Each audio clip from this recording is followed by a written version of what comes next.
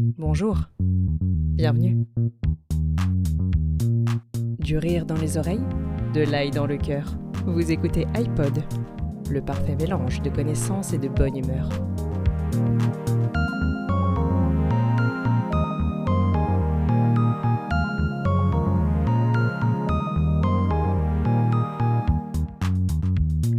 Bonjour et bienvenue dans ce 60e épisode d'iPod, une dizaine qui se finit, une nouvelle qui s'entame.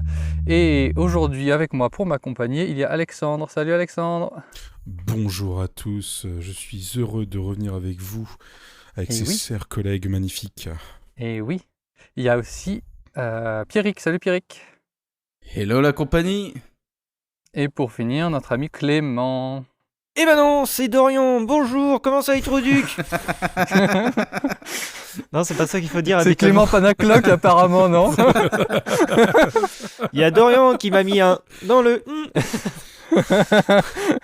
Le saviez-vous? Non, le pire, c'est que l'imitation, à part le ton de la voix, il est pas mal. Ouais, il est pas mal. Il se rapproche bien. J'ai essayé. Non, par contre, j'avais un saviez-vous. Est-ce que ça vous intéresse de savoir de quoi je vais vous parler? Non, vas-y. Tant mieux. Oui. Par rapport au doigt dans le... Si, on va pas te lâcher comme ça, on est curieux, vas-y. À votre avis, comment a été inventé le chocolat au lait? Il y a un mec qui a mélangé du chocolat et du lait? Non. La logique, il y a un mec qui a mis du chocolat dans l'eau et il a vu que c'était dégueulasse. Il s'est dit, je vais le mettre dans autre chose. Ah, ça c'est bien. C'est vrai que le poudre de cacao dans l'eau, c'est dégueulasse. Ou alors, un mec qui a fait manger une fève de cacao à une vache, il a bien secoué, puis il a fait du lait de vache. Au cacao, tu vois. La création de Milka. Voilà. C'est peut-être pas un mythe, hein. Waouh, on en est loin. On en est un petit peu loin quand même. Non, Je sais pas, il s'est dit que c'était trop amer et qu'il voulait adoucir ça, j'en sais rien. Eh ben, au niveau de l'amertume, c'est ça. C'est tout à fait ça. T'es dans le bon chemin, Philibert. Après, t'as un petit avantage par rapport à nous parce que t'as été un petit peu en Suisse. Donc, du coup, t'aurais pu avoir la réponse à force d'y être. Pourquoi c'est une squatteur invention là-bas. suisse? Alors, oui. Enfin, c'est un Suisse, d'accord, ok. C'est ça, c'est un Suisse. En Le 1800. chocolat, c'est pas belge? Pour Non. une fois qu'ils ont inventé quelque chose. C'est ça. En 1875, il y a le Suisse Daniel Peter qui voulait impressionner une jeune femme qui lui plaisait beaucoup. Donc pour faire ça... Il voulait faire le joli cœur. Exactement. Ah, le charreau, quoi. Il savait qu'elle aimait le chocolat noir, mais à l'époque, le chocolat noir était trop amer. Donc il s'est dit, et si j'ajoutais du lait en poudre? Parce qu'à l'époque, apparemment, ça existait. J'avoue que je me suis pas trop posé la question de quand est apparu le lait en poudre. Sachant qu'en 1875, ça fait quand même vieux. Enfin voilà, Prochain épisode. Exactement. L'histoire du lait en poudre. Et du coup, qu'est-ce qui s'est passé? Eh ben, avec du lait en poudre, ça a atténué le chocolat. Et c'est comme ça qu'il a pu conquérir cette femme. Et c'est comme ça aussi que c'est la première recette de chocolat au lait qui était née. Voilà, à titre informatif. Du sucre, quoi. Et ça, je l'ai su grâce au fait que je sois un consommateur de Lucien Georgelin, qui est un fabricant de confitures et tout ce qui s'ensuit, mais ils ont fait aussi des céréales, des pâtés, et leur pâté, il est super bon. J'ai aucune action par rapport à ça, mais j'ai enfin eu ma carte de fidélité, alors que ça fait au moins 3 fois que j'y vais et que j'ai acheté. Donc t'as des actions en quantité. T'es pas impartial. Il lui fait de la pub, mais c'est tout. Dans le même genre de trucs... Bon, le chocolat suisse, ça n'a rien d'extraordinaire, mais par exemple, j'ai appris d'où venaient les chiottes japonaises, vous savez, avec le jet qui sort. Ah oui. Ah ouais. D'où ça vient? Alors ça vient pas du Japon? Eh bah en fait, non, pas du tout. Alors je sais que les Turcs sont très friands aussi de ce type de WC. Eh ben non, c'est un brevet suisse. En fait, c'est un Suisse qui a inventé ça au milieu du siècle dernier, dans les années 50-60. Ah, c'est marrant. Et puis en fait, ça n'a pas marché du tout. Il a fait un brevet. Et quand le brevet est tombé dans le domaine public, et ben, parce que lui, comme ça n'a pas marché, il l'a pas renouvelé, quoi. Et ben, les Japonais se sont dit, tiens, c'est bien ça, tiens, on va faire ça. Puis maintenant, c'est devenu la norme chez eux. Donc on parle de toilettes japonaises, enfin de cuvettes japonaises. Mais en fait, c'est un brevet suisse à la base. Oh, les boules. Oh, il aurait pu être encore riche, ce Suisse-là. Eh oui. Le mec, il a juste été inventeur, mais au mauvais endroit, c'est tout. Oh, merde. Ouais. Ok, c'est marrant. Bah, je savais Alors pas. moi là, vous voyez un joli paysage derrière moi, parce que j'enregistre dehors, donc vous aurez peut-être des bruits ambiants comme des oiseaux ou de la circulation, je ne sais pas. Je suis un peu off-road, donc ça devrait aller. Mais je suis en Arménie. Et donc c'est un peu le bout de notre voyage, c'est jusque là où on voulait aller. Et ça n'a pas été sans mal parce qu'en fait, les Turcs et les Arméniens, ils sont pas potes, mais alors pas du tout. Parce que l'Arménie a subi un génocide pendant la Première Guerre mondiale de la part des Turcs. Ah, c'est Ok. pas le fameux truc que ça arrêtait pas de faire débat il y a 2-3 ans chez nous, là? Quand ça se tapait un peu là-bas, non? Peut-être. Je sais plus. Déjà, par exemple, les frontières entre l'Arménie et la Turquie, elles sont fermées. C'est facile, il n'y a pas de passage. Donc on a été obligé de passer par la Géorgie, au nord-est de la Turquie, pour passer en Arménie. Et en fait, quand on est rentré en Turquie, quand on a passé la douane, ils nous ont un peu cassé les pieds parce que le véhicule qu'on conduit, techniquement, il est au nom du père de Tania pour des raisons de papier en Suisse, etc. Et donc ils nous ont dit ah non, il nous faut un papier signé d'un notaire comme quoi c'est ok que votre père vous autorise à conduire le véhicule, tout ça. Bon, donc on demande à son père de faire un papier, il nous laisse quand même passer sans le papier, il nous dit juste quand vous ressortez, il faudra le papier. Et donc on va en Géorgie. Ok. Et en Géorgie, Ouais. donc on avait le papier signé du notaire et tout, parce qu'en plus, ses parents nous ont rejoints, enfin sa famille nous ont rejoints en Turquie, donc ils nous ont apporté les papiers physiquement. Donc on les avait physiquement. Donc on C'est arrive cool, à la frontière avec la Géorgie, et puis là ils nous disent ah mais votre papier là, il n'est pas traduit en français, il n'est pas traduit en anglais ou en géorgien, nous on ne comprend pas le français. Donc on vous laisse passer, mais vous allez chez un notaire en Géorgie pour le faire traduire. Donc rebelote, en Oui, fait normalement putain. on devait juste passer... Ah, dis donc. Est-ce que c'est pas l'art d'indirectement faire travailler local Ah bah bien sûr que si, évidemment. Tu vois? C'est exactement ce que j'ai dit. J'ai dit, ah bah ça va, le lobby des notaires, il va bien, quoi. Donc, on devait juste passer Je vois que les notaires, par la c'est Géorgie partout pour aller dans en le monde Arménie. pareil. Ouais. On devait juste passer par la Géorgie pour aller en Arménie, mais finalement, on est allé jusqu'à la capitale géorgienne, Tbilissi, pour faire les papiers. Donc, on a profité pour visiter, on a changé un peu notre itinéraire. Et puis, en fait, là-bas, donc on trouve un notaire. Et donc la dame était super gentille, franchement hyper cool, ça s'est bien passé. En 3 heures, on avait les papiers. Mais elle nous dit ah mais vous les voulez en quelle langue? Donc on dit on voudrait du français en anglais. Mais elle dit ça je peux pas, j'ai pas de traducteur français-anglais. Donc du coup on a dû faire 2 traductions, français, géorgien, anglais. Comme ça on est international, tu vois.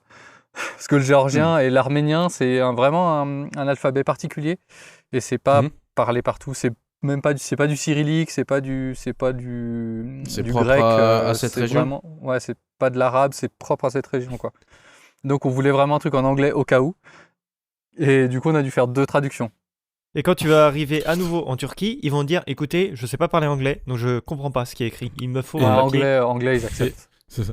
Non, Et on veut pas traduire en arménien parce que voilà, donc il faut que vous traduisiez en turc. Quoi. Mais ça, à propos du génocide arménien, c'est de la folie parce que les Turcs, ils ont vraiment fait Bon, déjà, ils ont tué ils étaient à peu près 2 millions, ils en ont tué 1 million. Ça va. Oui, quand C'est même. pas mal. Thanos. Ouais, c'est ce que j'allais dire, Thanos. Ouais. On est allé visiter le musée du génocide, quoi. Ils ont un musée avec un mémorial. Et là-bas, ça disait non seulement les Turcs, ils reconnaissent pas le génocide, évidemment, mais en plus, ils glorifient. En fait, ils mettent sur un piédestal les gens qui ont participé au génocide, tu vois, genre les dirigeants de l'époque, pour qu'ils deviennent intouchables, en gros. Oh, putain. D'accord, ok, je vois le délire. C'est un peu spécial. C'est horrible. Une autre culture. C'est comme si c'est comme si dans d'autres pays t'avais eu le même truc et qu'on venait glorifier le gars qui avait fait ça. Bon c'est un peu limite. Puis par contre, ils ont été hyper malins, les Arméniens, parce que en fait, ce que faisaient les Turcs, c'est qu'ils butaient les mecs, ils violaient les femmes et ils kidnappaient les enfants pour les élever, pour vraiment annihiler complètement cette population et intégrer les enfants pour qu'ils deviennent turcs, en fait. Ouais. Pour faire vraiment disparaître la communauté arménienne. Et en fait, il y a des enfants, du coup, qui ont été élevés par des Turcs chez des Turcs, donc ils avaient la langue, ils avaient les codes, ils avaient tout. Et en fait, quand la guerre était finie et que les Turcs, ils étaient dans le mauvais camp, et ben il y a des Arméniens qui se sont regroupés et qui se sont dit, maintenant on va aller buter les mecs, les grands pontes, quoi. Et du coup, comme ils étaient intégrés, et ils sont passés inaperçus. L'espion parfait, tu vois, le gars il parle la langue, il a tous les codes et tout. Et ils ont retrouvé les mecs qui étaient genre en Italie, en Allemagne, parce que l'Allemagne a soutenu, vu qu'ils étaient dans le même camp, il a soutenu fermer les yeux. Et donc du coup, les mecs ils sont réfugiés un peu partout en Europe. Et franchement, en 2-3 ans, ils avaient buté 4-5 mecs, ils les ont retrouvés vachement facilement. D'accord. Comme quoi, ils savent Vachement pas jouer à rapidement, cache-cache. Hein. Faut jouer avec des Turcs pour gagner. Donc ça, là, c'est l'inverse. Ah non, c'est l'inverse. malin. Tu vas perdre si tu joues avec eux. Ah oui. Ouais, tu vas perdre. C'est eux qui n'ont pas réussi à se cacher. Ouais. Ah mais attends, c'était les Arméniens qui se cachaient ou c'était les Turcs qui se cachaient? Parce que moi, Non, je pensais c'était que les c'était Turcs qui se cachaient et à les la- Arméniens qui sont allés les tuer. Les Arméniens Ouais. qui ont chopé certains Les gradés dirigeants turcs, de l'époque. Oui, voilà, c'est qui ça. ont commandité Il ça. faut juste pas être dans leur camp, quoi. Donc ça veut dire que Voilà. si tu fais un Après, cache-cache, il- faut que tu joues avec des Turcs, au moins t'es sûr de gagner. C'est ça. Voilà, exact. C'est Ouais, dans ce oui, sens-là. Ouais, tout dans ce à fait. sens-là, oui. Exactement. Mais après, c'est un très joli coin, tout ce qui est l'est de la Turquie. En fait, jusqu'au début de la Turquie, on avait vraiment l'impression d'être... Alors, il y avait des petits détails qui changeaient, évidemment, mais on ne se sentait pas trop dépaysé par rapport à l'Europe. Et à partir du milieu et de l'est de la Turquie, tu as des paysages beaucoup plus... un peu plus désertiques, un peu plus steppe, un peu plus rocheux. Et du coup, ça change vraiment. Et là, tu te sens plus dans le même pays. Enfin, tu te sens plus en Europe, quoi. Tu sens que ça change. Ok. Et là, c'est un peu les mêmes paysages. C'est des hauts plateaux. Donc, on est très vite à 1500 mètres d'altitude. Tu as l'impression que tu es au fond de la vallée, quoi. Comme chez nous, tu serais à je sais Dans pas, la 300-400 mètres vallée. d'altitude. Oh, Ouais. oh. Non, c'est pas ça, pardon. Moi, je parle en Savoie, par exemple. Quand tu es en Savoie, au fond de n'importe quelle vallée, tu es à 300-400 mètres, entre 3 et 500 mètres d'altitude. Là, en fait, tu as l'impression d'être pareil, mais en fait, tu es à 1500 mètres. Ah oui, quand même. Ah putain, oui, d'accord. Et c'est Ouais, donc c'est il pareil. fait plus frais, c'est des plus hauts plateaux. On a eu plusieurs fois de la neige entre la Turquie et ici. Enfin, plusieurs fois, Mais 2 fois de la neige. Donc c'est principalement de la plaine ou t'as quand même de la bonne montagne? Parce que derrière, tu vois, on voit Ah, il y a quelques de monts, la, mais il y a est-ce de la que bonne c'est si haut que ça? montagne. Tu as le mont Ararat, qui est le point culminant du coin. Il est à 5000 et quelques, je crois. Il a pas Ah oui, servi. quand même. Il a pas servi à un film parce qu'il me semble que j'ai déjà entendu ce nom-là.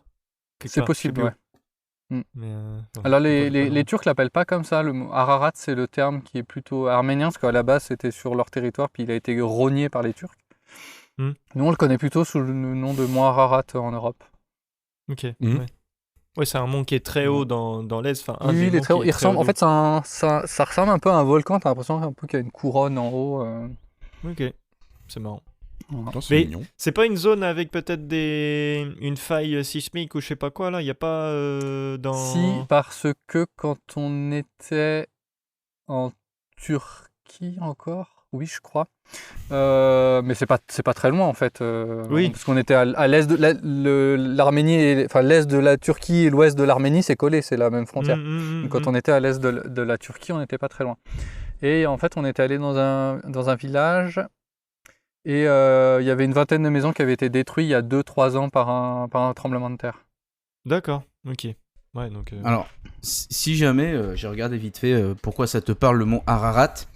C'est tous ceux qui ont, si jamais tu as fait un peu de catéchisme ou que tu connais un peu l'histoire de la Bible, Ah oui, ce serait là-bas où l'arche de Noé s'est l'arche posée. de Noé. Oui, voilà, c'est ça. Oui. On a Voilà. pris une photo, il y a une photo. il y a une arche de Noé. C'est d'après la Bible, c'est là-bas, quoi, à 30 km du mont Ararat, que Noé a déposé son arche avant de. On allait dire, visiter une mine de sel en Turquie et en fait à l'entrée de la mine de sel ils avaient mis une arche de Noé. Il faudra que je vous envoie la photo. Ok. Et, il y Sympa. avait une reproduction d'arche de Noé.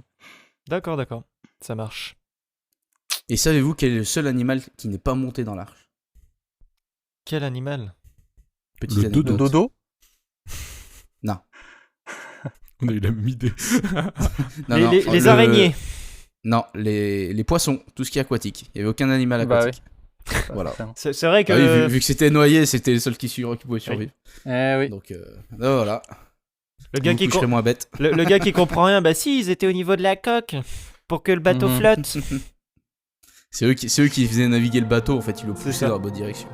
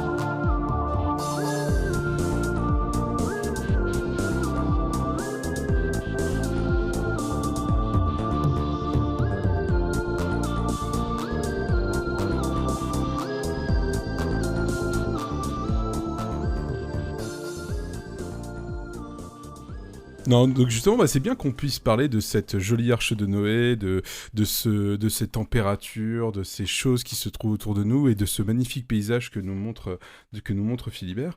Parce que je vous parlais d'un petit truc qui s'appelle tout simplement la fresque du climat. Okay. Alors, ça paraît très scientifique comme ça, mais en fait, c'est très intéressant parce qu'il y a pas mal de monde qui l'utilisait, donc je vous envoie une petite photo qui est en plus dédiée par le groupe de la fresque du climat. Et en clair, cette fresque, c'est quoi ? C'est qu'en fait, on va prendre des participants, donc ça peut être une dizaine de personnes, par exemple, nous on était à peu près une dizaine, et on a un présentateur, on va dire, de la fresque du climat qui va venir nous déposer en fait une série de petites cartes sur une table, qui en fait et le but ça va être de les ranger, donc de discuter et de les ranger selon les problématiques qu'on peut observer. Et en clair, par exemple, il y a 10 premières cartes, juste pour vous exposer les 10 premières cartes, genre on va mettre l'humanité, et derrière on va mettre par exemple les transports en commun, l'utilisation des énergies fossiles, l'agriculture et des choses comme ça. Et en fait, il faut redisposer pour comprendre en fait un peu comment tout ça a pu jouer en fait sur l'état actuel de notre planète. D'accord, donc c'est un peu faire les liens de cause à effet entre chaque élément de l'humanité qui permet de savoir quoi influe avec quoi, c'est ça ? C'est ça, et avoir une projection du futur, de se dire, si on continue, si on perdure, qu'est-ce qui se passe ? Alors je sais que c'est un truc qui vient un peu en corrélation avec les bilans du GIEC, attention, si on continue, c'est la merde. Et donc aussi un peu ce que la France a aussi mis en place, parce qu'en fait, ce que je ne savais pas, mais en fait, la France, on a été plutôt un gros acteur sur pas mal de trucs. On n'a pas été le plus gros, on n'a pas été le plus formel, mais parmi les grands pays, on a quand même fait énormément de choses. On n'a pas eu les pourcentages escomptés, mais on est déjà pas trop mal. Donc le but, c'était pas de... Par exemple, là, c'est donc on réalise cette fresque, parce que pour revenir, c'est machin. On réalise cette fresque, et donc, en fait, à chaque fois, on va venir, à chaque étape, nous ajouter d'autres cartes supplémentaires qu'on va devoir redispatcher. Et donc, par exemple, vous allez avoir l'accumulation du CO2, les cyclones, l'impact sur la biodiversité. Et en fait, il faut expliquer un peu ce qui se passe. Donc, par exemple, un fait con, mais c'est, qu'est-ce qu'a entraîné l'agriculture ? L'agriculture, on doit se nourrir, donc on a fait énormément de production d'animaux. Donc par exemple énormément de bovins. Pour le bovin, on a fait pousser du soja. Pour ça, il a fallu qu'on déforeste pour faire plus de zones culture. Plus de zones de culture pour le soja. Sauf que le bovin, ça pète. Et donc ça relâche du méthane. Et le méthane, dans l'atmosphère, ça fait... Du gaz naturel. À effet de serre. Du CO2 et donc de l'effet de serre. Donc on nous explique en fait un peu que tout ce qui est un peu... Conclusion, mangez plus de viande, mangez moins de viande. C'est ça, c'est un peu le truc, c'est un peu de dire, en fait, on a remarqué qu'il y a en fait, c'est juste que il y a une grosse période du monde, et c'est à partir de la révolution industrielle, où ça a commencé à avoir les grosses dégénérescences jusqu'à maintenant. Mais avant ça, les gens, par exemple, consommaient moins de viande, consommaient moins d'énergie fossile et autres, parce que on n'avait pas cette intensité qu'on a maintenant et ce besoin de confort constant, en fait. Ouais. Maintenant, on peut le voir dans un magasin. Non, mais c'est vrai que je me rappelle, moi, mes grands-parents qui me disaient, eux, quand ils étaient petits, de la viande, c'était une fois par semaine, quoi. C'est-à-dire qu'une fois par semaine, ils mangeaient de la viande, et une fois par semaine, ils mangeaient du poisson. Et après, le reste du temps, c'était du pain, des légumes, des conneries comme ça, quoi. Alors que moi, quand j'étais gamin, de la viande, c'était tous les jours. Ah ouais. C'est ouf, hein. Forcément, non, mais c'est comme tu dis, c'est ouf, quoi. C'est qu'en fait, à un moment, la personne vient et elle explique, et elle dit, c'est surtout que c'est arrivé après la Seconde Guerre mondiale, ou même déjà après la première où il y avait les rationnements, la seconde où il y avait encore plus de rationnements, où les gens ils sont arrivés à une stabilité, ils se sont dit, maintenant, on peut se permettre d'acheter tous les jours de la viande, c'est une preuve de richesse et c'est une preuve qu'on a monté en gamme, on va en acheter tous les jours, sauf que ça veut dire qu'on consomme plus, donc on produit plus. Et les fameuses 30 glorieuses. Et puis aussi, tu as la peur de manquer qui arrive avec tout ça, du coup ça s'ancre un peu dans les générations, puis il faut du temps pour que ça pour que ça s'étale et que tu te dises non mais c'est bon, maintenant on peut trouver à manger facilement. Ouais, je pense que ça commence quand même petit à petit à évoluer à revenir un peu en arrière, où les gens mangent quand même un peu de moins en moins de viande, je trouve. C'est un peu mieux. Enfin, ça va dans le bon sens, je dirais. C'est l'une des conclusions qu'on a vues, c'est que ça revient un peu dans les mœurs, ça se dire, on n'a pas besoin d'autant manger de viande. Le seul problème, c'est que ça reste quand même un truc où les magasins, eux, ils s'en foutent, c'est-à-dire qu'ils vont vous en foutre à la pelle, et tout ce qui n'est pas mangé est jeté. Oui. Ouais, moi, c'est ce qui me rend ouf dans les magasins, quand tu vois tout le monde qu'il y a, et toute la viande qu'il y a et qu'il y en a tout le temps, tu te dis forcément il y a de la perte. Ouais, obligé. C'est ouf. C'est pour ça aussi que le retour des bouchers en fait est mieux vu, parce qu'en fait le boucher il va couper au fur et à mesure de sa clientèle, et en fait la viande il pourra la stocker ou même maintenant la faire maturer, on le voit beaucoup. Ça va être l'alternative d'une viande qui commence à vieillir, c'est qu'on va la faire maturer. Et donc en fait on conserve beaucoup plus, et donc on consomme moins de carcasses. Et même maintenant il y a beaucoup plus de bouchers, ce qu'on discutait la dernière fois avec les personnes, c'est qu'en fait les bouchers, il y en a de plus en plus qui commencent à essayer de passer par les circuits courts pour aller chercher leurs carcasses. Ce qui leur permet en fait d'éviter de remonter à Rungis pour aller chercher la viande, pour que ça redescende, blablabla. Et donc ça fait déjà moins de transport, donc moins de CO2, et en plus de ça, ils achètent que ce qu'ils ont besoin, quoi. Et en fait... Oui. Ouais, ils sont pas obligés de faire du stock en prévision de... Ils peuvent aller voir leur fournisseur local et juste prendre 2 carcasses, ils ont besoin que 2 carcasses pour la semaine, quoi. Et puis c'est surtout, t'arrives, tu dis vous avez des steaks, non j'en ai plus, bon demain quoi, enfin vous en aurez quand, bon j'en aurai demain, je reviens demain. C'est pas comme le supermarché où toute la semaine de 8h à 18h t'as du steak quoi. Les rayons il est plein et tu sais pas pourquoi. Et puis aussi tu peux réinstaurer un commerce de proximité où tu sais que Madame Michu, elle veut son steak le vendredi soir pour le samedi midi, et du coup elle passe le prendre à 18h en général, etc. Et du coup, ça te permet aussi de gérer ton stock. Là, le gars avec qui j'ai fait la vidéo qui faisait du pain, là, lui il avait un feed WhatsApp avec tous les gens du coin, et en fait les gens ils faisaient leurs commandes, comme ça ils savaient combien ils devaient produire, et du coup ils pouvaient adapter sa production. Enfin la bonne quantité. Et du coup, ça fait un peu de commerce de proximité, c'est beaucoup plus sain que des grosses... C'est sûr, c'est pratique d'aller à Carouf et t'as tout, et t'as pas 1000 commerces à faire, et voilà. Mais c'est moins optimisé, quoi. C'est la grosse artillerie.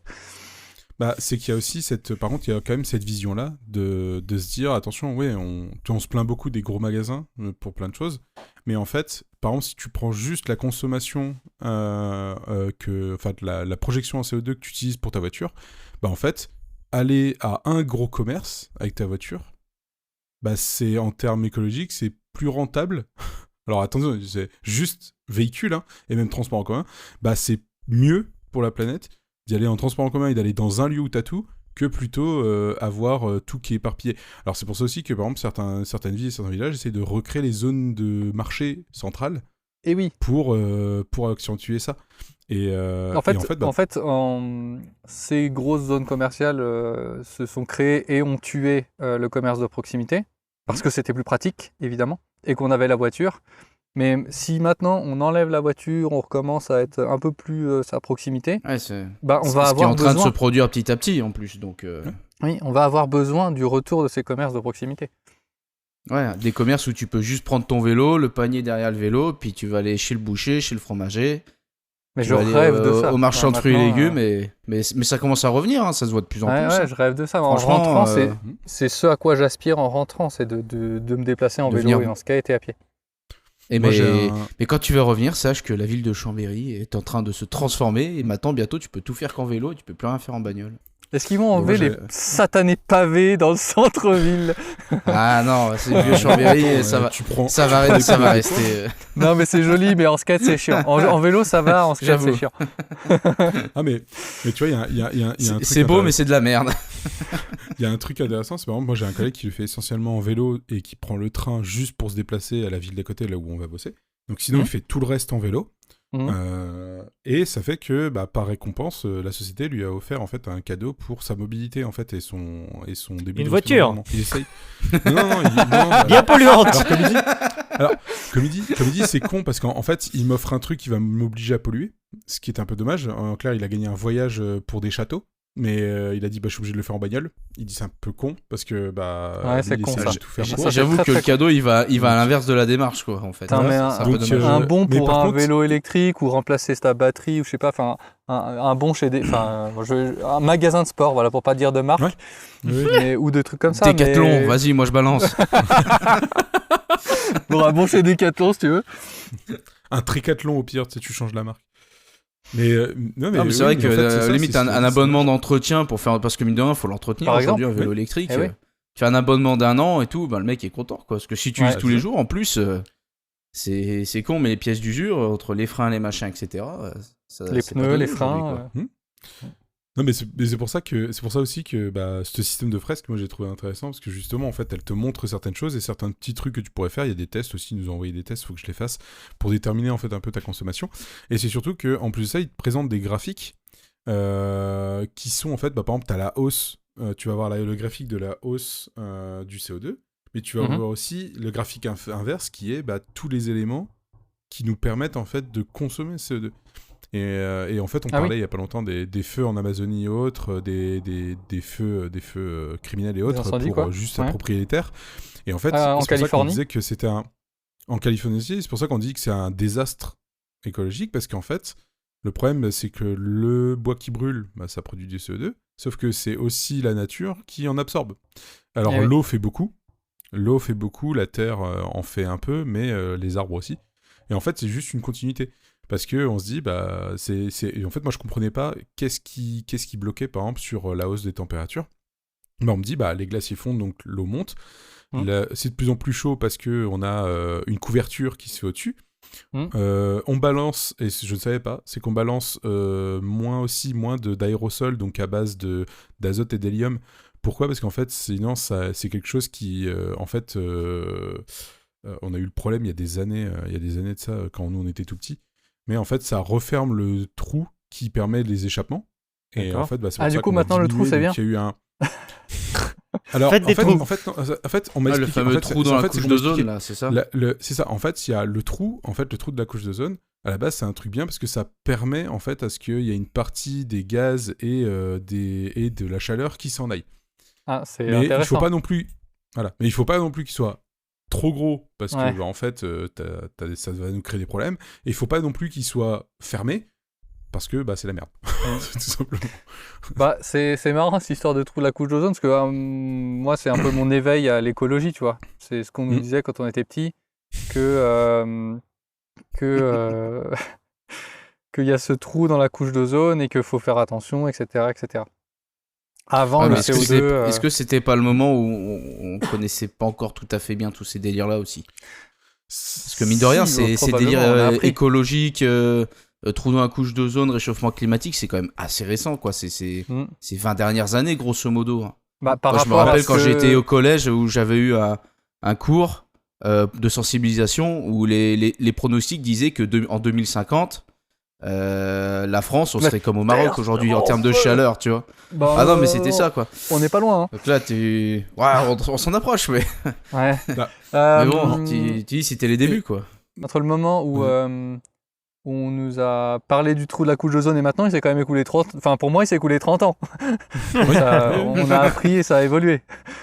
Non, mais c'est surtout qu'en fait, on comprenait pas ce que c'était la couche d'ozone. En fait, on disait, c'est pas bien et tout machin. Mais en fait, c'est que le gars m'a expliqué, c'est ça que je trouvais super intéressant. C'est qu'en fait, il dit, le trou de la couche d'ozone, il est important parce que, il permet des rentrées de chaleur, les sorties de gaz et autres machin. Mais c'est surtout qu'en fait, si on rebalance trop de gaz type aérosol dans l'atmosphère, en fait, ça crée donc une autre couche protectrice au-dessus du CO2. Et en fait, cette couche protectrice, elle laisse rien rentrer. Et donc en fait, si on la laisse, on congèle la Terre, donc c'est pas bon, donc c'est pour ça qu'il faut laisser un petit trou pour pas congeler la Terre, mais si on en a plus, on crame. mais du coup, est-ce que c'est pas la solution au réchauffement climatique, tu vois, genre on bouche le trou temporairement, comme ça on refroidit tout, et on le rouvre, tu vois. C'est ce que... Les apprentis sorciers. En fait, il y a eu des années où tous les pays ont dit, on va faire un effort sur les aérosols parce que oui, ça devient la merde, et en fait là, ils sont en train de se reposer la question, de se dire, repasser au déo. Non, mais c'est ça, au déo en aérosol. Une bouteille par jour. Dans les recherches, t'as quand même des experts climatiques et avec le GIEC qui sont en mode ah putain, est-ce qu'on leur dirait pas de reproduire des aérosols en fait? Est-ce qu'on aurait peut-être pas dû? Parce que en fait, les OGM, c'est bien. Sauf qu'en fait, le problème il est pas là, c'est que si tu mets une couverture isolante au-dessus de toi, ça n'empêche pas que tes gaz CO2 ils vont rester, donc tu vas mourir juste asphyxié en fait et dans le froid. Donc bon, t'es en mode est-ce que donc. Mais en fait, c'est que derrière, bah, quand t'as ça, tu te dis putain, mais attends, qu'est-ce qui peut se passer de pire? Tu sais, tu te dis avec le gars, mais qu'est-ce qu'il va mettre comme carte supplémentaire? En fait, le gars te pose des cartes supplémentaires et tu vois que bah, t'as l'acidité de l'eau, des mers. Sauf que ça fait que ça tue l'écosystème parce que les petits bigorneaux, ils peuvent pas se faire leur coquille, donc ils crèvent. Donc, puis t'as les fameuses pluies acides aussi. C'est ça, t'as les pluies acides qui risquent d'arriver. Tu as le cycle de l'eau, et où ils disent qu'il est complètement chamboulé. Donc le cycle de l'eau, c'est en fait, en clair, c'est peu si vous rappelez, E égale M6, ils expliquaient ça.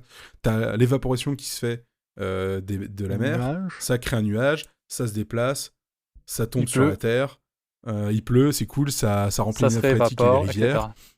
Sauf que le problème, c'est que là, on est à un tel point que ça s'évapore sur la mer, mais aussi beaucoup plus sur Terre. Donc en fait, bah, t'assèches tout et ça va flotter. Et en fait, le problème, c'est que ça flotte pendant des mois. La Terre peut pas le recueillir, donc ça te fait des inondations, des coulées, des effondrements, des machins, des bidules. Donc t'es là, t'es en mode oh putain, c'est pas joyeux hein, comme fresque. Oh là là. Et tu vas au fur et à mesure, et tu vois à la fin le mec qui te présente 4 cartes, bam, les chevaliers de l'apocalypse. Famine, maladie. Et là il dit bah voilà ce qu'on a provoqué.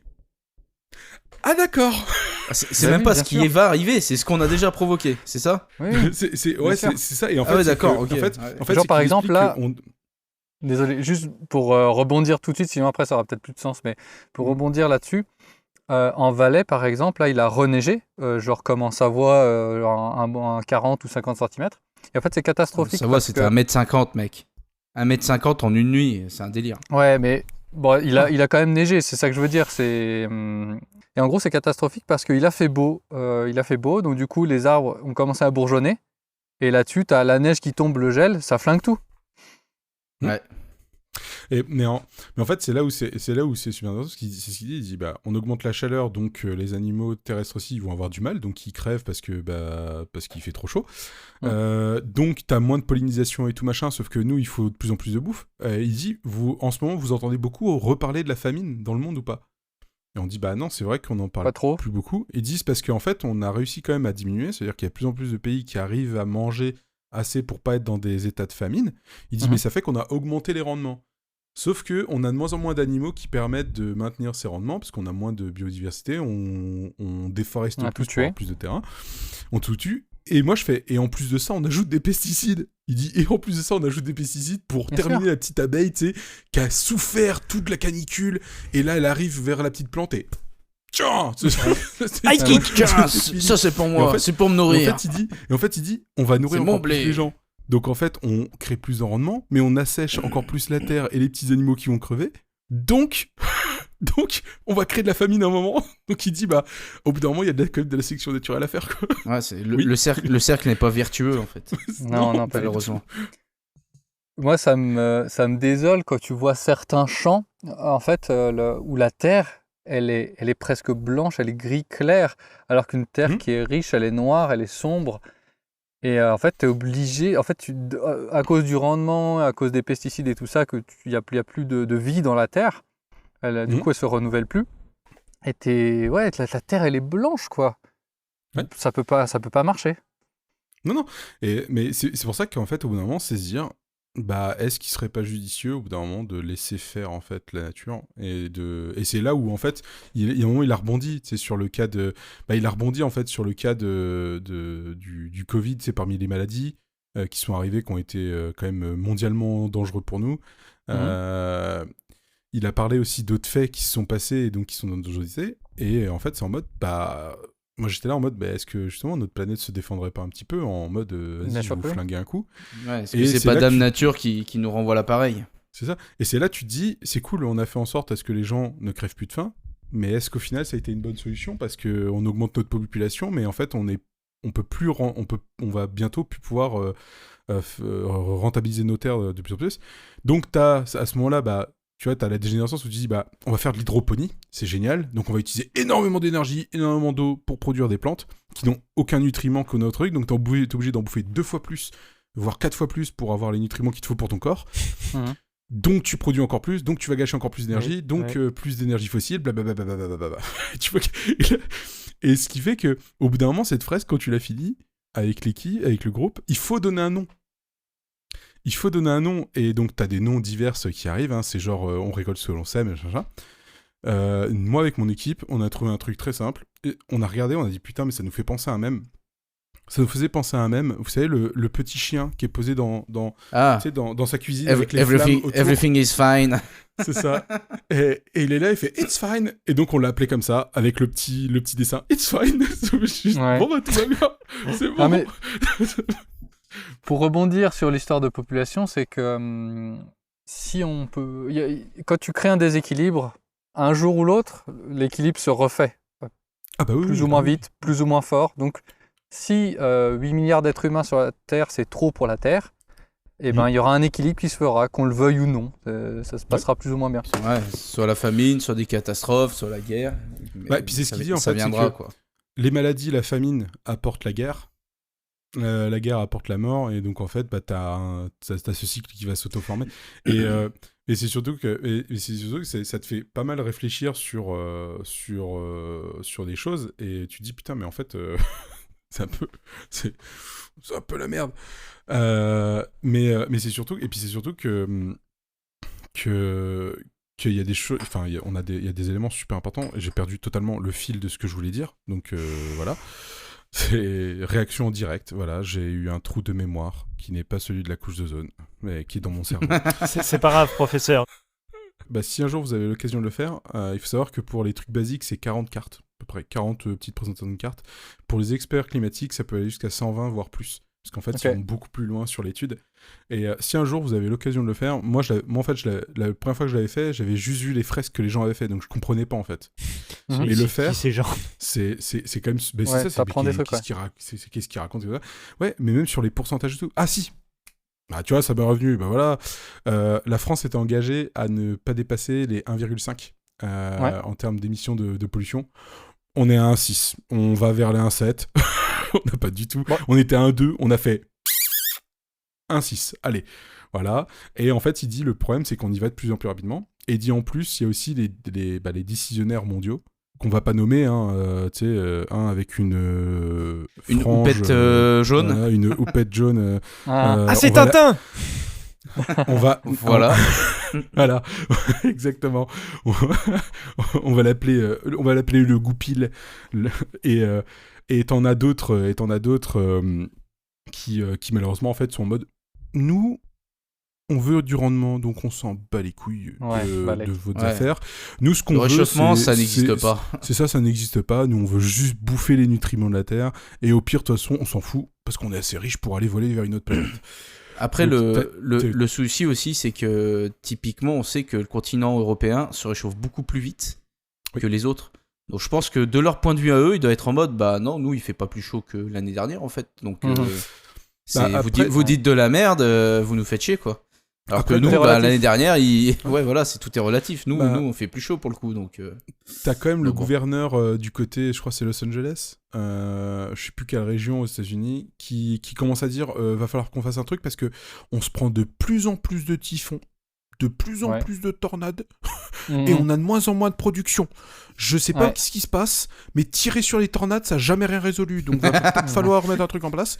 Et le gars se pose la question, je crois qu'il a fait un article dessus en mode, en fait, avec toutes les destructions de maisons qu'ils n'arrivent pas à rembourser, que les assurances galèrent, que les gens... ça touche au portefeuille. C'est ça. Et en fait, là, c'est en mode, mais attendez, l'assurance, on peut plus payer pour rembourser les gens. Donc, l'État, faut que vous aidiez. Ok, mais on n'a plus de thunes. De toute façon, je sais plus qui avait dit ça, mais j'avais lu ça un coup, je trouvais ça tellement juste, où un mec il disait, mais de toute façon le réchauffement climatique ce sera résolu le jour où ce sera plus rentable de combattre le réchauffement climatique que de continuer à produire. Et là, à partir de ce moment-là où ils commenceront à perdre plus de pognon que ce que ça peut, à cause de ça, là d'un coup ils vont se mettre à changer et à mettre les moyens. Et en France, on le voit où il y a eu des inondations et les gens sont toujours pas remboursés. Parce qu'en fait, c'est tellement fréquent que en fait, les assurances, même s'ils ont les thunes, c'est juste que c'est des connards, Voilà, ça c'est gratos pour vous, Alliance. Et donc... et donc en fait, le truc, c'est que ils peuvent plus, puisqu'en fait, comme tous les ans, les gens, ils se font détruire leur baraque. Ça coûte plus de 200 000 Ils ont pas le temps de renflouer entre deux. Quoi. Ils ont assez pour renflouer, mais ils veulent pas, c'est pas rentable pour eux. Et en fait, ils mettent du temps à rembourser, sauf que t'as des gens, ça va faire 8 mois, 1 an qu'ils ont pas de baraque, quoi. Et donc va expliquer ça, t'es quand même en France. Enfin, ça, tu te dis, putain, si ça commence à atteindre un pays qui est grandement modernisé, je veux pas imaginer d'autres pays qui n'ont pas ce dysfonction-là. Pour parler sur le cas, par exemple, de la France et de certaines inondations, là où c'est un peu compliqué des fois, c'est que par exemple, tu sais, il y a certaines vallées où ça a été inondé parce que le cours d'eau a débordé. Mais en fait, tu te rends compte qu'en réalité, toutes ces baraques ont été construites sur des zones inondables où ça aurait pas dû être construite. Et du coup, ça fait tous les litiges qui font que on connaît les assurances, hein. S'ils peuvent ne pas payer, ils payent pas. Donc là, t'as le côté compliqué où c'était pas censé être construit là, donc on va attendre de voir ce qui se passe, quoi.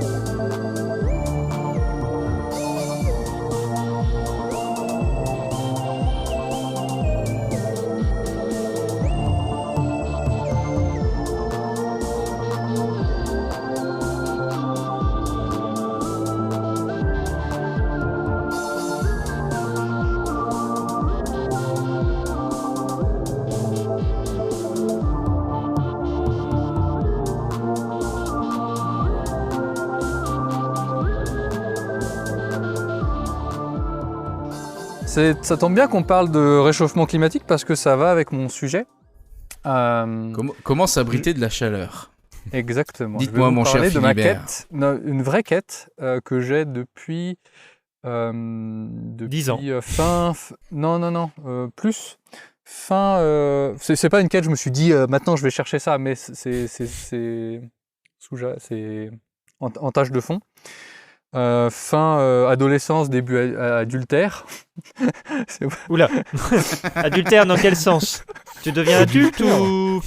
C'est pas le bon mot, ça. Non, c'est pas le bon mot, mais c'est fait exprès. Donc voilà. Donc une quête d'un chapeau, d'un couvre-chef qui serait un peu tout terrain, que tu peux emmener partout. Et qui aussi serait joli, parce que moi j'aime bien les chapeaux, mais les chapeaux ne m'aiment pas. J'ai pas une tête à chapeau, j'ai une tête allongée. Et c'est pas du tout esthétique pour les chapeaux. Mais prends à haute forme, ça ira bien avec ton visage, ça l'allongera encore plus. Mais non, en fait, moi, il faudrait plutôt des trucs un peu larges. En fait, si tu fais un truc trop long, ça fait bizarre, tu vois. J'ai une tête allongée et en plus, tu fais un truc long, ça fait un peu... T'as essayé, tu sais, les chapeaux mexicains, là, super longs chapeaux. Les sombreros. Les sombreros, voilà. mais ça va pas pour la quête du couvre-chef parfait, parce qu'il n'est pas transportable. Alors, en gros, j'ai défini un peu des qualités que devrait avoir mon couvre-chef parfait. Il doit être d'abord efficace. Donc efficace, c'est à la fois protéger la tête, mais aussi les joues, le front, enfin le visage, quoi. Faire de l'ombre au visage. Et éventuellement la nuque, bien sûr, et les épaules. Qui puisse être mouillable, parce que quand il fait très chaud, c'est agréable de pouvoir se rafraîchir avec un couvre-chef. C'est quoi ce bruit ? Quand il fait très chaud, c'est les flics. Quand il fait très chaud, c'est agréable. N'oubliez pas, si on voit des voitures arriver et que ça tire des caches en l'air, on s'inquiète. Philibert s'est fait arrêter en direct. Donc le point numéro 2, il faut qu'il soit humidifiable, mouillable pour pouvoir aider au rafraîchissement quand il fait très chaud. Facile à transporter pour l'avoir le plus possible avec soi, dans un sac ou un truc comme ça. Et puis lavable parce que souvent avec la transpiration au front, il devient dégueulasse, le chapeau, casquette, c'est affreux. Et puis beau, justement, l'histoire de ne pas avoir une tête de con. Donc le côté pratique tend plutôt vers un chapeau en tissu alors. Oui, facile à transporter, léger, mouillable. Mais le problème c'est que côté esthétique... On a Rabbi Jacob là. Voilà. Donc tu peux avoir un chapeau comme ça, c'est un chapeau en fausse paille, il y a Clément qui a mis sa casquette. En fausse paille, en fait c'est du papier, donc ça coûte pas cher. Mais le problème, c'est que... chapeau du gars du Sud, ça. Il est pas tu peux pas le prendre partout, quoi. Je disais, c'est les chapeaux des gars du Sud, ce que tu nous montres. Oui. C'est de la fausse paille. En fait, c'est du papier qui est tressé. C'est hyper agréable. Ça se porte bien, ça imite bien la paille, c'est pas trop cher. Mais tu peux pas le mouiller, tu peux pas facilement le transporter, tu peux pas facilement le nettoyer. Et aussi, un dernier truc, c'est que quand il y a du vent, c'est quand même bien si ton chapeau tient sur la tête. Et ça, typiquement, ça s'envole. Mais ce que tu cherches, du coup, j'ai plus le nom, mais tu sais, c'est les sortes de bobs qui portent dans les jungles, là où ça fait un bob, mais tu sais, les bords sont super longs. J'en ai un, voilà. C'est un chapeau de brousse. Pour avoir le petit fil. Ou boniate, donc là c'est ce que j'ai sur la tête. Donc c'est un bob avec des rebords larges. Ah mais il est pas assez large. Qui protège quand même plutôt bien les côtés. C'est un bon compromis. C'est ce que j'ai jusqu'à présent. Et je peux lui attribuer aussi un genre de bandana. Et en fait, ou alors parfois il y a intégré, c'est pour cacher la nuque. Parfois c'est intégré dedans. Là celui-là c'est pas intégré dedans, donc parfois j'ai un bandana avec. Mais le chapeau de brousse que je trouve dommage, donc il coche beaucoup de cases. Simplement t'as toujours un peu l'air d'un con et d'un touriste avec.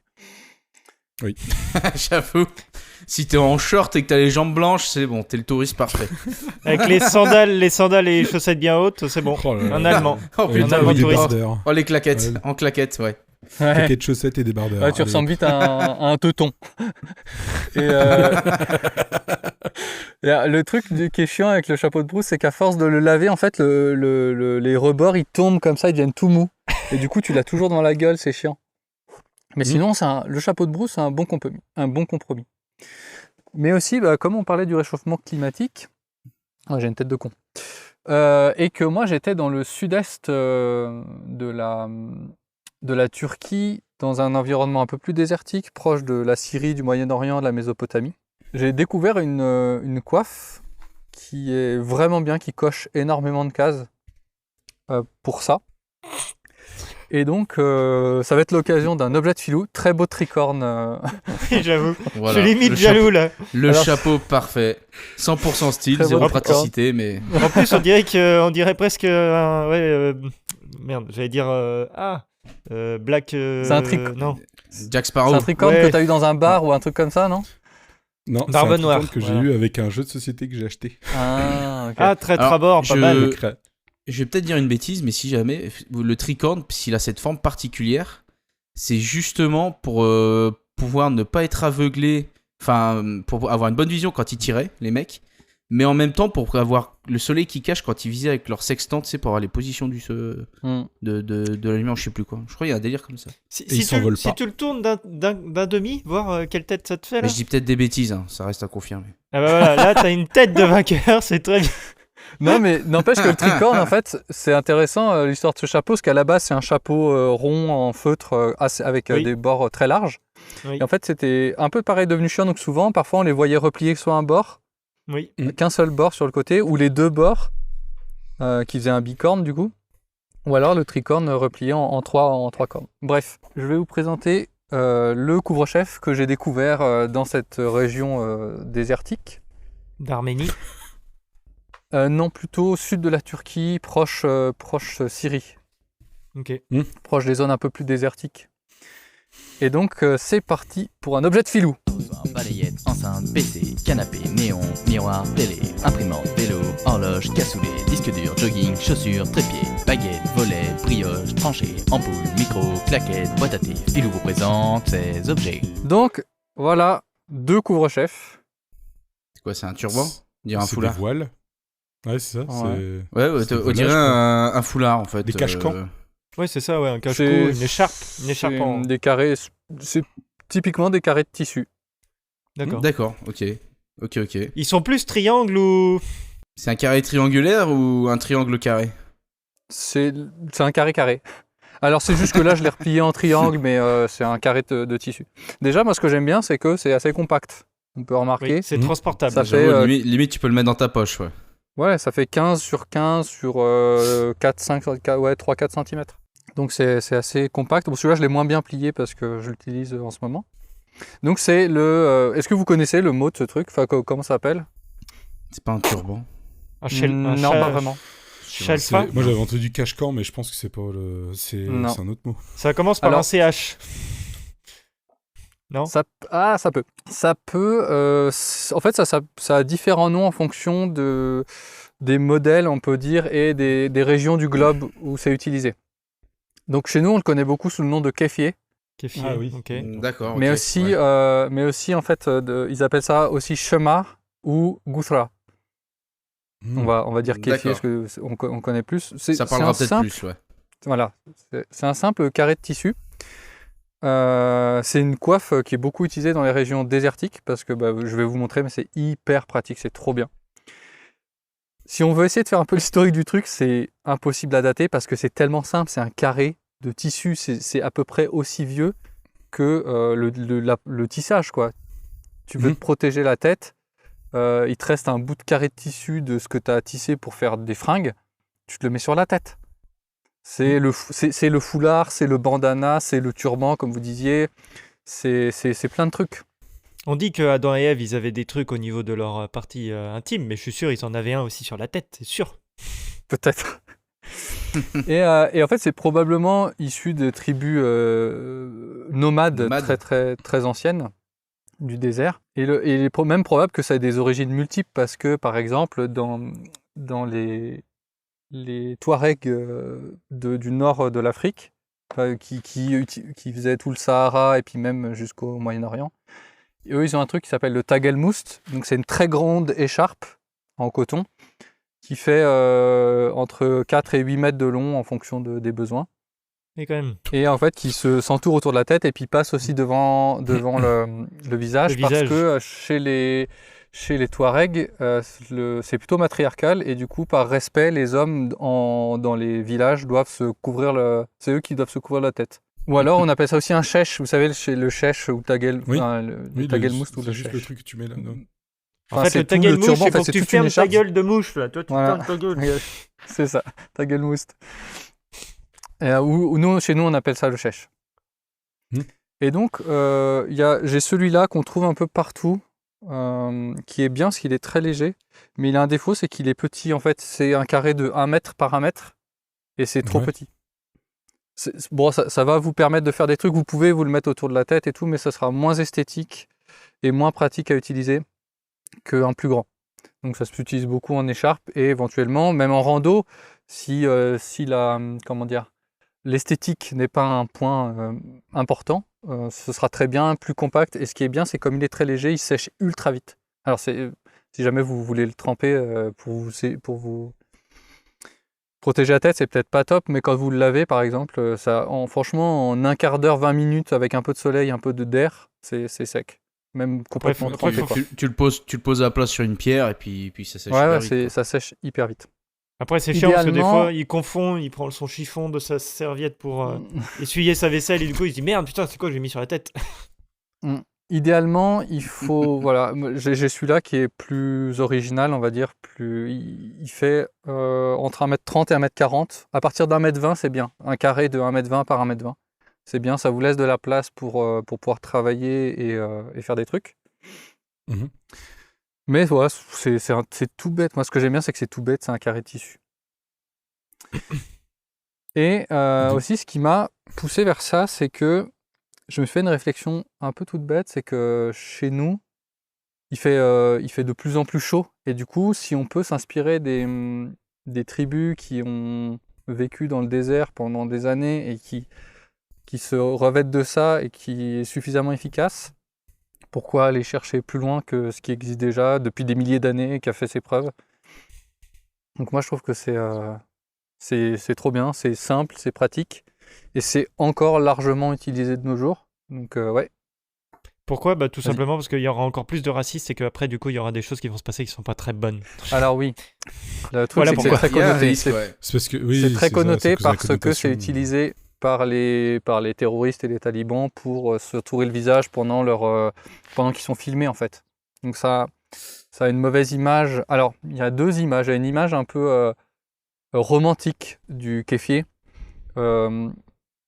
Parce qu'il y a eu des scandales, genre chez Chanel qui a fait des kéfiers pour la mode en fait. Donc en gros pour faire un truc un peu... Et donc il y a eu des gens qui étaient assez contents et il y a eu des gens qui ont un peu décrié ça. Il y a toute une partie de la population qui porte ça aussi en soutien aux Palestiniens. Ok. C'est un peu un... C'est un des symboles utilisés. Ouais, un symbole. C'est devenu un symbole un peu politique, quoi. Voilà, c'est devenu un symbole politique, mais justement, j'aimerais ici qu'on le décorrèle. Moi, je le décorrèle totalement du symbole politique. C'est vraiment pour moi un couvre-chef et une manière de se protéger du froid et du chaud et du froid. Yes. Pas de souci là-dessus. Ça fait aussi, c'est intéressant parce que ça fait aussi partie des tenues officielles qu'on voit pas des sultans, mais des rois, des chefs d'État dans les Émirats, etc. Avec le nagal, c'est l'espèce de cordelette qu'ils ont autour, ou parfois c'est plus décoré, c'est en métal, mais ça permet de le tenir, et puis eux, ils le portent juste plié en deux, dans la diagonale, et posé sur la tête, avec l'égal sur la tête. Et ce qui est bien, c'est qu'on peut en faire vraiment, vraiment plein de choses. Ah oui, ça a été aussi, c'est beaucoup aussi, surtout ce modèle-là, que vous pouvez voir dans les jeux vidéo, parce que c'est utilisé par les soldats les soldats anglais, les soldats américains qui vont dans les pays désertiques. Et en fait, on les voit beaucoup le porter autour du cou. Ouais. Genre dans Indiana Jones, par exemple, dans les films Indiana Jones. Ah, j'ai pas vu. Si, certains soldats, ouais, ils l'ont. Oui, les soldats anglais qui croisent justement dans le film, ils en oui, alors oui, parce que en fait, en Cisjordanie, je crois, il y a eu une occupation de l'armée anglaise qui a utilisé le kéfier, et donc je galère un peu avec le vent. Mais du coup, en fait, c'est comme ça qu'il a un peu été démocratisé. Donc c'était aux environs de la Première Guerre mondiale. Donc on voit beaucoup les soldats américains le porter comme ça, par-dessus j'ai le micro en dessous, alors ça va peut-être cacher. Mais on va la porter, plié. Donc la base, c'est de le porter plié dans la diagonale, comme un bandana un peu, en triangle, rectangle isocèle. Donc vous pouvez le porter. Précision. Cette précision. Vous pouvez le porter. Donc moi je mets la pointe vers l'avant. Là, vous mettez souvent. La partie hypoténuse côté cou. Ensuite, c'est ça. La pointe vers l'avant. Et puis voilà, passer comme ça. Et donc on voit beaucoup les soldats maintenant, beaucoup dans les jeux de guerre avec les soldats américains porter ça. Tu peux le rajouter le kéfier autour du cou, et ils le mettent aussi parfois pour se protéger parce que la base c'est de se protéger des éléments. Donc ça permet de protéger la nuque du soleil et de protéger le visage si jamais il y a des tempêtes de sable. C'est très efficace, je l'ai utilisé comme ça en Turquie. Il y a eu un moment où il y a eu on était dans une zone, on était en Cappadoce, et on était dans une zone où c'est très pierreux en fait. Le Cappadoce c'est très rocheux, et c'est de la roche qui est très friable. Donc il y a du sable partout, et en fait dès qu'il y a du vent qui se lève, tu t'en prends plein la gueule. Et ben ça franchement c'est ultra efficace. Et il y a beaucoup de gens qui aussi en achètent. Tu peux acheter des trucs comme ça dans les bazars, où c'est déjà formé en mode turban, et tu as un truc qui dépasse derrière, soit pour te protéger la nuque, soit tu peux l'entourer autour de ton visage pour te protéger. Il y a beaucoup de gens qui l'utilisaient. C'est vraiment pratique. Ok. Et donc voilà, on le voit aussi connoté en Occident, avec les soldats qui sont allés dans les théâtres de guerre, dans les déserts, en Irak, au Moyen-Orient, au Proche-Orient, etc. Exactement. Aussi, ça a été un peu popularisé dans des films comme Laurence d'Arabie ou tout comme ça, où on les voit porter ce genre de truc. OSS 117. Ouais. Oui. Il y en avait dans OSS 117 ? Je sais pas. Non, je crois pas. T'en as quelques-uns mais tu les vois en arrière-fond, tu sais, sur les hôtels, des trucs comme ça. C'est un truc que j'aimerais arriver à rapporter parce que évidemment il va y avoir un côté où il va falloir assumer de porter ça en Europe. Par exemple, si tu vas en rando, quand tu vas te faire arrêter par les flics. Non, mais je pense plus des gens. Je pense plus déjà, peut-être pas trop en ville, je sais pas si je vais arriver. Peut-être autour du cou, oui, en ville, ça c'est facile. Mais plus si tu vas en rando, par exemple, c'est vraiment top parce que on peut faire plein de choses avec. Donc j'aimerais, parce que vraiment, à côté du chapeau de brousse, là, je trouve que ça a un défaut, j'y reviendrai après, mais je trouve que c'est beaucoup plus efficace, tu peux faire plein de trucs. Et ça, pour ça, c'est assez fort. Il y a plus de fonctions, quoi. Ouais. Et donc, je vais vous montrer comment ça marche pour les auditeurs qui nous écoutent et qui nous entendent. Si jamais ça vous intéresse, vous pouvez aller sur le compte YouTube de iPod. Il y aura donc une courte vidéo. Je vais montrer, ce sera peut-être plus parlant avec une vidéo. On va essayer de décrire le mieux possible ce que je fais si jamais vous ne pouvez pas aller voir. Donc vous aurez une idée globale de comment ça se porte. Si vous voulez voir vraiment, vous pourrez aller voir la vidéo. Je ferai juste vraiment la courte partie où je montre comment ça se porte. Donc voilà. Là, vous avez un kéfier assez traditionnel. De 1m30 par 1m30. De 1m30 par 1m30, merci. Que vous allez pouvoir porter de deux manières différentes. La première que je vais vous présenter, donc vous commencez par le plier en triangle selon la diagonale. Et puis vous allez commencer par pouvoir le porter en écharpe. Donc vous le mettez avec la pointe. Moi, je le mets avec la pointe vers l'avant. Vous pouvez le mettre dans l'autre sens. Moi, je trouve que ça fait un peu cowboy. J'aime pas trop. Donc avec la pointe vers l'avant, vous passez les deux côtés par derrière, vous les croisez derrière, vous revenez devant et en dessous, vous faites un nœud, pas trop serré, pour pas que ça sert à rien que ce soit serré, hop, juste comme ça. Et là déjà, vous avez une écharpe qui est très efficace. Moi parfois, quand il fait très froid, je mets ma polaire avec un col montant et je mets ça par-dessus et ça rajoute vraiment beaucoup de chaleur. Je peux même aussi, si vraiment il y a un peu de vent, je peux le remonter comme ça, ce qui couvre un peu le visage sans faire trop bandit. C'est ça. Non mais trop bandit, mais vous pouvez le monter un peu. Ou à l'inverse, s'il fait chaud, pour quand même, le nœud est devant, pour quand même vous protéger la nuque, je détends mon nœud qui est dessous et je tire le kéfier. Je vais faire du bruit avec le micro. Je tire le kéfier vers l'avant pour avoir la nuque protégée, mais quand même me ménager de l'air devant. Donc comme ça permet de rafraîchir quand même le cou. Ce qui est bien, c'est que ça va aussi garder la transpiration, et donc du coup, surtout quand vous le portez sur la tête, vous n'allez pas avoir toutes ces gouttes de transpiration qui vous tombent dans les yeux. Parfois, ça pique les yeux. Là, ce qui est bien, c'est que ça va pouvoir le garder, et vous allez pouvoir le laver facilement, parce que c'est juste un carré de tissu, quoi. Et donc, comment ça se porte sur la tête ? Ce que vous allez pouvoir faire, c'est donc le passer au-dessus de vos épaules, donc toujours plié en triangle selon la diagonale, et vous allez pouvoir le mettre par-dessus votre tête, comme ça. Au début, vous pouvez vous entraîner. Voilà, je ressemble à une petite vieille. Vous allez pouvoir commencer par une méthode où le kéfier est centré sur votre tête. Donc vous avez le long bord qui est posé au-dessus de votre front. Voilà, merci. Le bord haut qui est posé. Nous avons retrouvé Philibert Rezus. Et vous avez la pointe qui est vers l'arrière, qui est dans votre dos.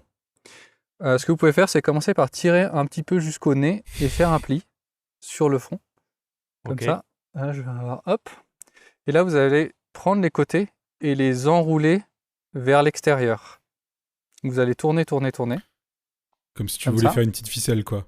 Voilà, comme si vous vouliez faire des genres de boudins, des gros trucs. Et ensuite, ça, vous allez passer derrière et le croiser. Hop, comme ça. Donc là, je mets mes cheveux parce que sinon, je vais vraiment avoir l'air d'un con. Et après, alors, très dans joli, un premier temps, vous pouvez les passer au-dessus de vos oreilles pour juste en faire un simple chapeau. Vous passez le premier truc Le premier côté, vous l'enroulez autour de votre tête et vous venez le sécuriser dans un pli. Et l'autre, vous faites pareil. Hop. Vous venez le passer au-dessus de l'autre, toujours en tournant autour de votre tête. Et vous venez le coincer dans un pli. Et donc là, vous avez un chapeau avec derrière un truc qui pendouille qui va vous permettre de protéger votre nuque du soleil. Et c'est un chapeau tout simple. Ce qui est bien, c'est que moi, ça me va un peu, parce que comme je disais, comme j'ai le visage allongé, ça m'écarte, ça me fait un truc un peu plus large, et je trouve que ça va. Oui, ça te va bien. Heureusement que tu avais les lunettes de soleil, sinon...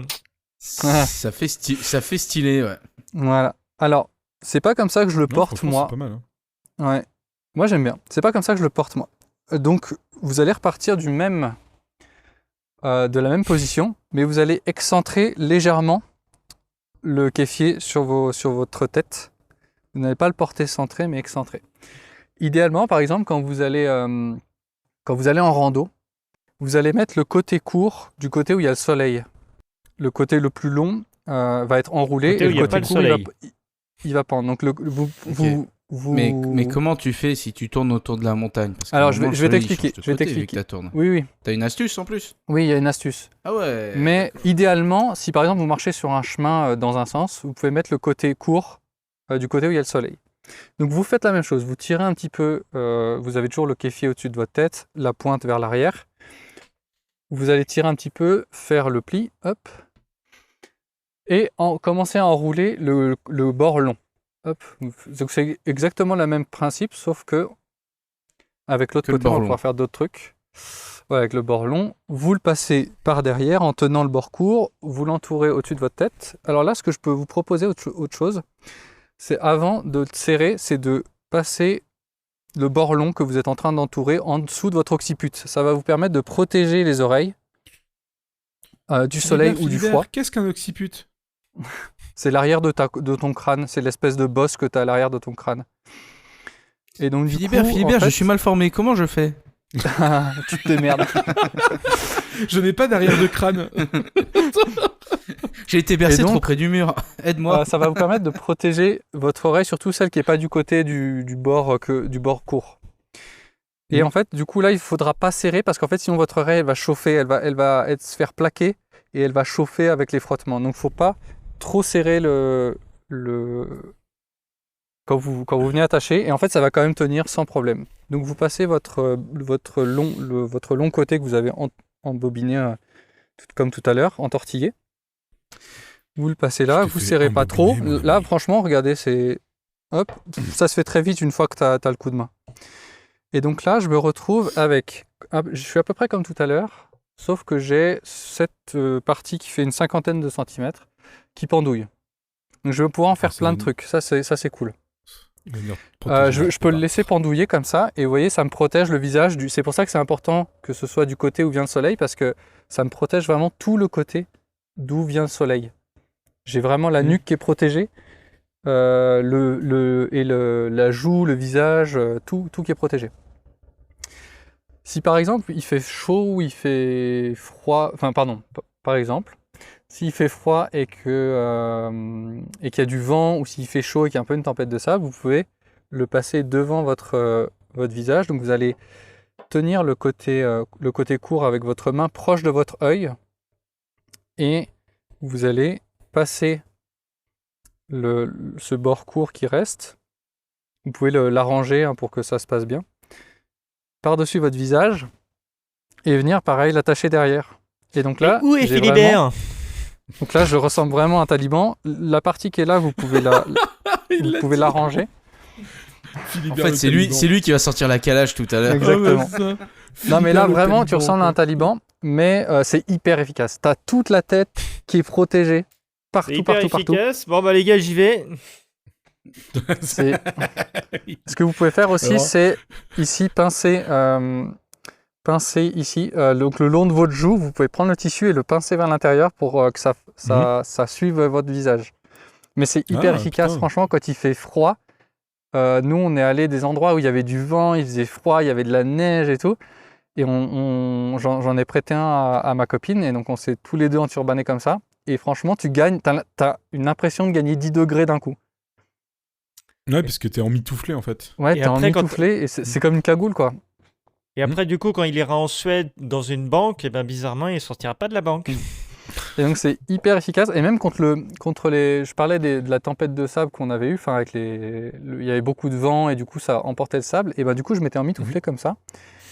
Et à un moment, on va dans les rues de la ville, et du coup je me suis dit, bon, je vais pas rester comme ça, je l'ai enlevé. Bah alors là, je me suis pris en fait, il y avait toujours du vent, je me suis pris tous les grains de sable dans la gueule, et j'ai vu à quel point c'était efficace. Oui. Contre le chaud et contre le froid, c'est efficace. Donc ce qui est bien avec Vous ce pouvez faire couvre-chef, d'autres trucs. c'est que c'est multifonction. Contre le chaud, c'est efficace, contre le froid, c'est efficace, contre tout. Le sable, en fait, dans le désert, il fait à la fois très chaud et très froid. Il fait très chaud l'été et tout, mais en hiver, il peut faire des moins 10, moins 20 degrés dans le désert. Ouais. Donc, c'est important de se protéger des deux. Vous pouvez aussi, par exemple, le passer sous le cou, sous le menton, pardon. Vous pouvez passer sous le menton, le plaquer contre votre cou et venir l'attacher, pareil, derrière dans un pli. Et du coup, là, ça va vous protéger. Ouais, vous protégez tout un côté du visage et aussi tout le cou contre le soleil. Et donc là, j'ai cette partie-là qui est exposée qui peut me permettre de réguler un peu ma température. Mais sinon, j'ai vraiment tout le cou qui est protégé. Je risque pas de prendre de coups de soleil dans la nuque ou dans le cou. Donc encore une fois, c'est pour ça que c'est important d'avoir le bord court du côté où il y a le soleil. Ok. Donc là, tu vas nous faire encore 10 tenues. Oh non, j'ai encore deux trucs. Pour finir, tout à l'heure, tu disais, Pierrick, si jamais, par exemple, tu es dans des lacets en montagne et du coup, tu as un coup le soleil à gauche, un coup le soleil à droite, tu peux venir passer, encore une fois, sous ton cou, mais sans plaquer sous le menton, mais sans plaquer contre le cou, et venir l'accrocher juste ici. Et du coup, ça va te protéger. Ça va te protéger ici et là. Des deux côtés. Voilà. D'accord. Celle-là, je trouve qu'elle marche peut-être un peu mieux quand tu es centré parce que là, tu auras plus de matière ou peut-être un peu moins décentré. Mais tu peux aussi faire ça, tu vois. Et tu es pas mal protégé. Ok. Et pour finir, vous pouvez faire comme j'ai fait tout à l'heure. Vous enroulez cette partie-là, vous la passez par derrière et vous venez l'enturbaner autour de votre tête. Et vous aurez quand même la nuque protégée par ce qui dépasse. Ok. Vraiment, alors, franchement, je trouve ça trop bien. C'est ultra multifonction. Je trouve ça trop bien. Donc, est-ce que pour toi, c'est The couvre-chef ou peut-être que qui s'en rapproche le plus, tu continues du couvre-chef parfait? Alors, non, j'ai relevé quand même des défauts. Principalement, c'est plus long à attacher. Vous avez vu, quand on a le coup de main, ça va assez vite, mais c'est toujours plus long que de juste enfiler un bob, quoi. Et mais pas autre chose, évidemment. Cool, De quoi? Et pas autre chose, évidemment. Ok, non. Par rapport au fait d'enfiler. Oui, un bob et pas autre chose. T'enfiles un bob et pas bob, juste. Voilà. Mais moi j'aime bien ce truc de choisir un peu de quelle manière je vais pouvoir le mettre aussi, comme c'est plus long, mais comme c'est versatile, tu vas pouvoir choisir ce que tu fais. Donc du coup, moi j'aime bien d'avoir ce choix en fait. Et puis je trouve ça cool de prendre le temps de te mettre le truc et tout. Moi j'aime bien.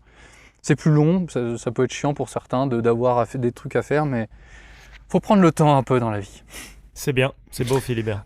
Le principal défaut que je lui trouve, c'est que ça n'a pas de visière. Mais tu pourrais pas en ajouter une. Tu peux pas mettre des lunettes à visière sinon? Ou tu sais, juste les demi-visières qui viennent se clipper là. Non, mais ça casse tout comme les joueurs de. Ça casse tout le truc. Non, le principal problème, c'est que ça n'a pas de visière. Donc du coup, ça protège pas bien des rayons un peu trop directs du soleil. Ça, c'est chiant. Alors qu'au final, est-ce que le meilleur chapeau du monde, c'est pas la calvitie? Parce que tu réfléchis les rayons du soleil, tu vois. Non, mais c'est pire. C'est les premiers à prendre. Les autres. T'éblouis les autres, comme ça, t'es tranquille. C'est les premiers à te prendre des méga insolations. Et en plus, en été, tu sens l'œuf. C'est génial. Exactement. Tu vois, tu veux sécher ta serviette, tu la poses sur ton crâne, pas besoin de la poser par terre ou ailleurs. Ouais. C'est ça. T'as besoin de faire un steak, tu te plaignais de pas avoir une cuisine assez grande, et direct sur le crâne. Exactement. Voilà. Ça marche juste moins bien en hiver. Un autre défaut, c'est que c'est pas étanche. Mais en fait, il y a très peu de chapeaux qui sont étanches pour un chapeau de paille. Même un chapeau de brousse comme ça, c'est juste du coton, c'est pas vraiment étanche. Mais c'est vrai que ça aura tendance à plus s'imbiber d'eau qu'un chapeau de brousse. Donc mais ça sèche vite. Si tu prends une matière qui est hydrophobe, le problème c'est que ça se trouve, tu respireras plus dedans, quoi.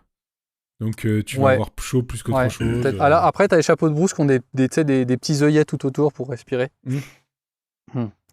À voir. Bah voilà, c'est un des défauts, c'est pas étanche, mais ça a l'avantage de sécher assez vite. Et le dernier défaut que je trouve, on en a parlé, c'est le look atypique, connoté un petit peu terroriste taliban, qui peut t'attirer des regards si tu l'assumes pas trop. Après, tu disais pour le truc de la casquette qui te manque, enfin la visière devant, t'as qu'à te prendre des casquettes de baseballeur là, où tu as tes cheveux qui sont visibles et puis tu mets ça, mais bon, faut que tu aies un réglage assez large et puis du coup, mais t'as le chèche en plus. Et là, du coup, ça serait pas connoté. Oui, je sais bien, mais bon, si tu voulais rajouter une visière. Ouais. Puis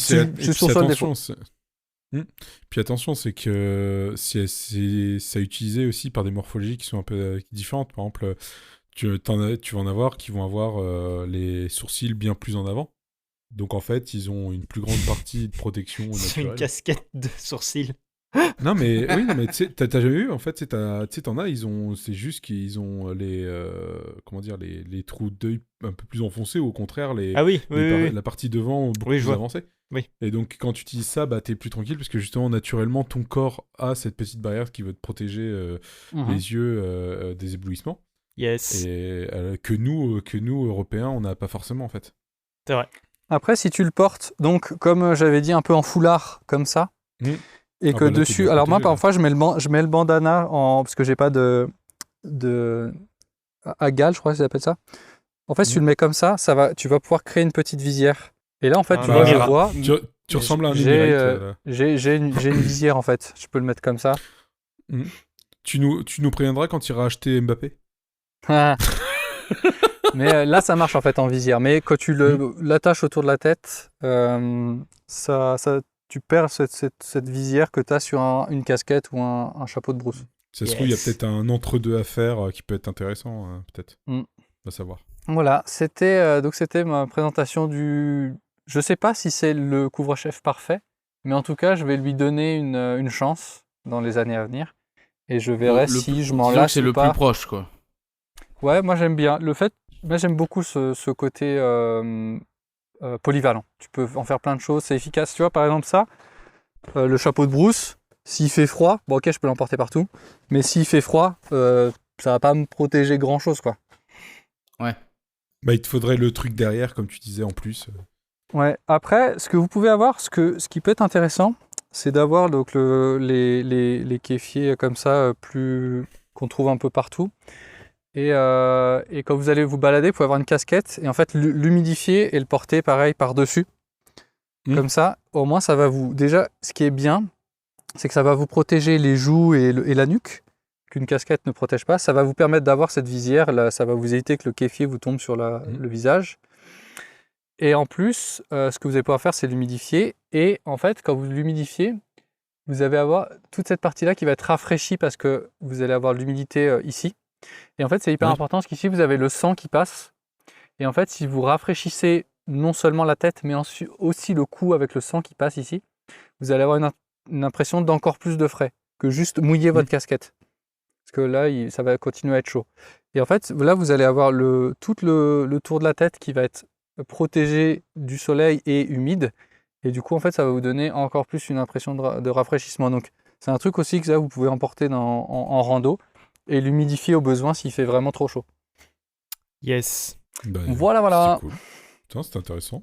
Par contre, je suis surpris qu'autour de toi, t'es dans des broussailles, mais il n'y a pas un seul bruit de grillon qui traîne. Ah non, il n'y a pas de grillons là. Non, on n'entend pas trop des grillons. Ils sont déjà cuits. Il y a beaucoup de mouches, mais il n'y a pas de grillons. Il les a mangés ce matin au petit-déj. Bon, ça fait des non, on n'a pas mangé trop de trucs dégueux comme ça. La nourriture est plutôt... il y a des trucs qu'on n'a pas chez nous clairement, mais elle est plutôt... il y a un truc qui est trop bien. J'ai découvert ça en Turquie. C'est des bocaux de petits piments verts au jaune orangé qui sont en saumure comme les cornichons. C'est trop bon. Ça chauffe juste ce qu'il faut dans la bouche pour dire c'est du piment. Ça chauffe bien. Peut-être comme si tu buvais directement l'huile pimentée à la pizzeria. Ouais. Mais c'est pas trop... en fait, le premier, souvent, il t'anesthésie un peu la bouche au niveau du chaud. Ouais, et puis le deuxième, il passe tranquille. Les suivants, ils passent tranquille. Et surtout, ça a un goût super bon. C'est trop bon. Ok. La première fois, je me suis fait surprendre. Ils nous avaient servi ça dans une petite assiette dans un restaurant. Oui, comme donc j'ai mangé le premier. Et ouais, j'ai mangé le premier, c'est la surprise, quoi. Tu t'y attends un peu, vu que ça ressemble à un piment, tu t'y attends un peu. Mais ça chauffe vraiment assez fort, mais pas trop. C'est supportable. Yes. Et après, c'est trop bon, tu bouffes ça. Par contre, faut se modérer parce que la capsaïcine, ça fait aller, comme on dit. Donc si t'en manges trop... Et puis, en plus, le piment, moi je trouve ça cool parce que ça a quand même deux effets, quoi. T'as un effet, on pourra en reparler, mais c'est un effet un peu euphorisant et un peu décontractant. Et en plus de ça, oui, comme tu dis, comme c'est un effet contractant, ça fait aller. Pour ceux qui ont des soucis de sel, voilà, allez-y, mangez du piquant. Ouais, franchement, mangez-le, c'est bon. Pas ailleurs. Ah ouais, c'est trop bon.